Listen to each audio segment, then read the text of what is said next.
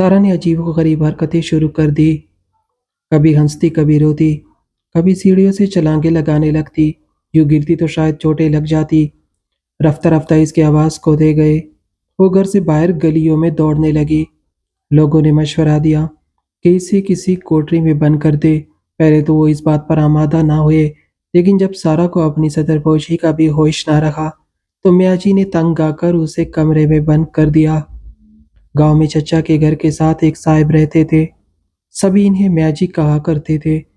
वो निहायत नेक और इबादत गुजार इंसान थे। किसी की मुसीबत देखकर तड़प उठते और जो कुछ मुमकिन होता फौरन मदद के लिए आगे बढ़ते। इनकी दो बेटियां थी, सारा और मारिया। सारा की पैदाइश के वक्त इनकी अहलिया का इंतकाल हो गया था। मियाँ जी ने दोनों बेटियों को माँ और बाप बनकर पाला। कई लोगों ने इन्हें दोबारा शादी का मशवरा दिया, मगर इन्होंने कबूल ना किया। जब बेटियां जवान हो गई, तो इन्होंने दोनों के रिश्ते तय कर दिए। सारा की शादी इसके फूफीजाद भाई समीर से हुई। जब मारिया एक खाते पीते घराने में ब्याही गई। मारिया अपने घर में खुश थी, लेकिन सारा की जिंदगी दुखों का समंदर बन गई। सुमेरा दरअसल सारा से शादी करना ही नहीं चाहता था। वो नायाब नामी एक लड़की से मोहब्बत करता था। वो एक मॉडल गर्ल थी और आज़ाद ख्यालात रखती थी, मगर वालिदैन के दबाव पर मजबूर होकर सुमेर को सारा से शादी करनी पड़ी। शादी के बाद भी वो नायाब से ताल्लुक कायम रखे रहा। सारा हर लिहाज से अच्छी बीवी थी, मगर जब मर्द किसी और के इश्क में गिरफ्तार हो, तो वो अपनी बीवी ख्वाह कितनी ही अच्छी हो, बुरे लगने लगती है। यही हाल सुमेर का भी था। वो सारा को नापसंद करता था, ना इज्जत देता। घर का सुकून बर्बाद हो गया। एक साल बाद सारा के यहाँ एक खूबसूरत बेटी पैदा हुई, जिसका नाम कनवल रखा गया। वो वाकई कनवल के फूल जैसी हसीन थी। सारा की जान इस बच्ची में बसती थी। इसने अपनी सारी मोहब्बत, अपनी सारी तवज्जो, अपनी सारी जिंदगी कनवल के लिए वक्फ कर दी। यहाँ तक कि वो अक्सर कहा करती, मैं सारा नहीं कनवल हूँ। सब लोग इस पर हंसते, मगर वो दिल से ये बात कहती। सारा दिन रात ये दुआ करती रहती कि अल्लाह मेरे शौहर के दिल में मेरे लिए रहम डाल दे। वो मुझसे और मेरी बेटी से मोहब्बत करे। अगर वो गलत राह पर है तो हिदायत अता फरमा। मगर वक्त गुजरने के साथ साथ सुमेर का रवैया मजीद बिगड़ता गया। वो चिड़चिड़ा और संगदिल हो गया। फिर एक दिन तो हद ही हो गई। सारा जूते पॉलिश करना भूल गई और सुमेर ने इस बात को बहाना बनाकर उसे तलाक दे दी। नयाब की पहली शर्त यही थी कि अगर वो शादी करना चाहता है तो पहले बीवी को तलाक दे। सुमेर ने भी इस दीवार को गिरा दिया ताकि नयाब से शादी कर सके। जब तलाक के कागजात सारा के हाथ में आए, तो इसके होश उड़ गए। उधर वो दीवार से लपेट कर रोती, दरवाज़ा ताम कर बाहर निकलने से इनकार करती, मगर सुमेर ने इस पर तरस ना खाया। इसने कनवल को चैन कर सारा को घर से निकाल दिया। सारा रोती पीटी अपने बाप के घर पहुंची। मियाजी ने जब बेटी को इस हाल में देखा, तो इनका देख दिल बैठ गया, मगर सबर का दामन हाथ से ना छोड़ा। ना दामाद से लड़ने गए, ना बहन बहनोई से कोई शिकवा किया, ना किसी के सामने शिकायत की। सारा को तलाक से ज्यादा कनवल से बिछड़ जाने का दुख था। वो हर वक्त बेटी को याद करती, बुखार में तपती, मगर कनवल का नाम लेती रहती। वो बेटी के गम में तड़पती सुलगती रहती। कभी सर्द पानी से नहाकर सहन में भीगे कपड़ों के साथ भागती और चीख चीख कर कहती, मेरी कनवल कहाँ है, मुझे मेरी बेटी चाहिए। अब तो हालत यहाँ तक पहुँच गई कि उसे पागलपन के दौरे पड़ने लगे। कभी हंसने लगती, कभी रोने लगती और कभी पत्थरों से बातें करती। मियाँ जी अंदर ही अंदर टूटते जा रहे थे। बेटी का इलाज तो दूर, वो किसी से सारा की हालत का तस्करा भी ना करते।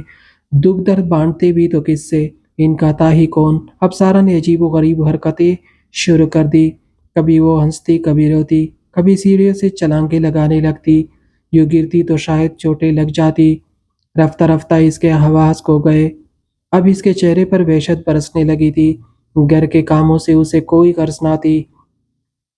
खाना सामने रखा होता तो नवाला अजीब तरीके से मुंह में डालती, थोड़ा सा खा पी पीती, बाकी गिरा देती। इसकी हालत रोज बरोज तरगो होती चली गई। वो घर से बाहर गलियों में दौड़ने लगती। तब मियाँ जी बहुत परेशान हो गए। लोगों ने मशवरा दिया कि इसे घर की किसी कोठरी में बंद कर दे। पहले तो इस बात पर आमादा ना हुए, लेकिन जब सारा को अपनी सतरपोशी का भी होश ना रहा, तो मियाँ जी ने तंग आकर उसे कमरे में बंद कर दिया। अब वो सारा सारा दिन दरवाज़ा पीटती और चिल्लाती। खिड़की से मियाँ जी काना देते, तो वो काना फेंक देती और कहती, दरवाज़ा खोलो, मुझे कनवल के पास जाने दो, मुझे अपनी बेटी के पास जाना है। बाप समझाते, सारा सब्र करो, मगर वो चिल्लाती, मैं सारा नहीं कनवल हूँ। एक रोज़ मियाँ जी बेटी को परेशानी का बोझ दिल व ज़हन पर लिए सड़क पर जा रहे थे। کہ پریشانی کے خیالی میں ایک بس کے نیچے آ گئے اور موقع پر جاں بحق ہو گئے۔ قدرت کی ستم ظرفی دیکھی ہے کہ اب سارا کا اس دنیا میں کوئی نہ رہا۔ حیرت کی بات یہ ہے کہ ماریا جو اس کی سگی بہن تھی، جب ہماری بچی نے اسے فون پر کہا کہ تم آ کر سارا کو لے جاؤ تو اس نے مجبوریاں گنا دی۔ کہنے لگی میری شوہر منع کرتے ہیں، پاگل کو گھر میں رکھنے سے ہمارے بچوں پر برا اثر پڑے گا اور گھر کے دیگر لوگ بھی پریشان ہوں گے۔ حالانکہ وہ ایک بڑے بڑے سسرال میں رہتی تھی، میاچی کی زندگی میں ہی اس کے ساس سسر اور شوہر نے اس پر میکے آنے پر پابندی لگا دی تھی۔ میاچی نے بھی یہ پابندی مان لی کیونکہ وہ ماریا کا گھر اجڑنا نہیں چاہتے تھے۔ باپ کے مرنے کے بعد سارا اکیلی کمرے میں بند رہتی، پڑوسی صبح و شام آ کر اسے کھانے پینے کی چیزیں دے جاتے۔ چند روز اس کی خبر گیری کو آتے کہ برابر والا گھر انہی کا تھا۔ وہ اسے نہلاتی، باتوں میں لگا کر کپڑے بدلواتی، کبھی تو ہر بات چپ چاپ مان لیتی اور کبھی بگڑ جاتی، تب اسے قابو میں کرنا مشکل ہو جاتا۔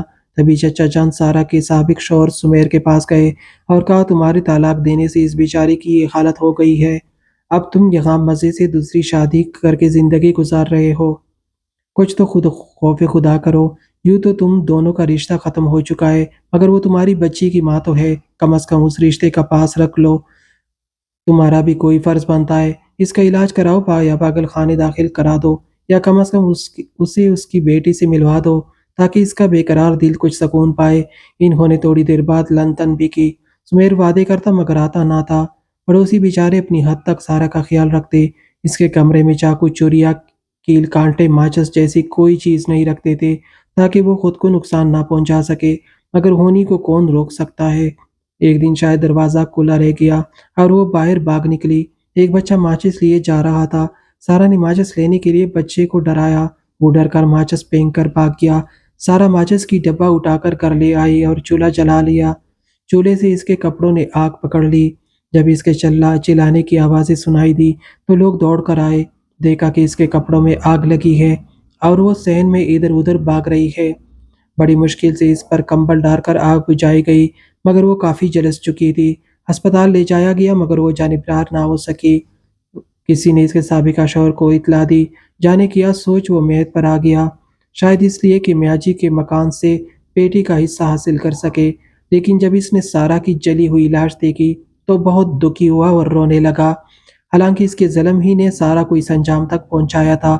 وہ آج کنول کو بھی ساتھ لایا تھا، جس کی دید کو ساری زندگی بھر ترستی رہی، جس کے غم میں پاگل ہو کر مر گئی۔ اس کی میت کا دیدار کرانے اسے لایا گیا، مگر کیا فائدہ، جب جیتے جی ماں بچی سے نہ مل سکی تو اب دیدار کا کیا حاصل۔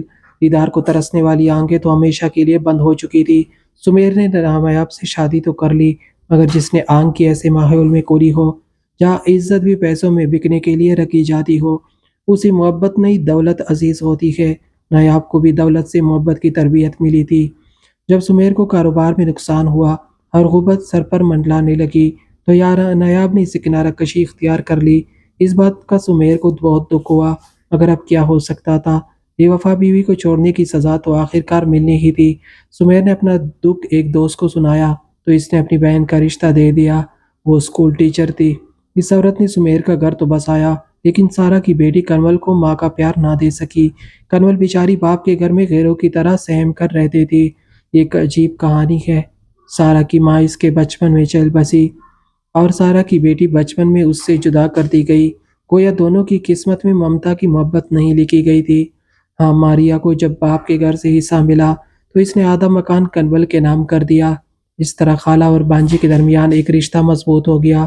جب ماریا کے ساس سسر کا انتقال ہو گیا تو وہ میاجی کے مکان میں آ کر سکونت پذیر ہو گئی اور کنول کو اپنے ساتھ رکھ لیا۔ سمیر نے بھی یہی مناسب سمجھا کہ جس بچے کو اس نے ماں سے جدا کیا تھا اسے خالہ کے پاس ہی رہنے دے تاکہ خالہ کے پیار کے ساتھ ساتھ مکان پر بھی اس کا حق قائم رہے۔